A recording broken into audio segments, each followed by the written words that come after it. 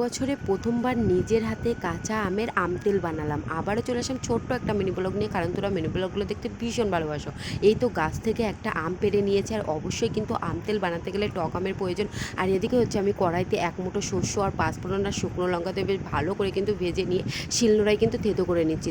মানে সর্ষে দিলে কিন্তু খেতে ভীষণ ভালো হয়, পুরো কিন্তু কাসুন্দির থেকেও বেশি ভালো লাগে। আর এদিকে হচ্ছে আমটা একেবারেই কিন্তু আমি আলু ভাজার মতো ঝুড়ি ঝুড়ি করে কেটে নিয়েছিলাম। এর মধ্যে আমি কিন্তু দুটো তিনটে কাঁচামরিচ দিয়ে দিয়েছি, লবণ হলুদ আর ওই মশলাটা দিয়ে রসুনের কোয়াও দিয়ে নিয়ে বেশ সুন্দর করে কিন্তু মাখিয়ে নিয়ে রোদ্দুরে কিন্তু দিয়ে দেবো। আর আমটা কিন্তু কাটার সময় অবশ্যই খেয়াল রাখতে হবে যাতে আমের গায়ে কোনো রকমের জল না থাকে। এবার একটু তেলের মধ্যে আমি এখানে তেজপাতা আর লবঙ্গ দিয়ে নিলাম। কারোর যদি বাড়িতে এলাচ যদি থাকে এলাচও কিন্তু দিয়ে নিতে পারো। আমার বাড়িতে এলাচ ছিল না, তাই তো দিতে পারিনি, তো রোদ্দুরে দিয়ে জলটা শুকিয়ে নিয়েছি। এবার কাঁচের জারে আমি নিয়ে নিলাম। এবার গরম তেল কিন্তু এই তো কাঁচের বয়ানে কিন্তু দিয়ে দেবো। খেতে কিন্তু ভীষণ সুন্দর লাগে, খিচুড়ি বা এমনি গরম ভাতের সঙ্গে জমে যায়, বানিয়ে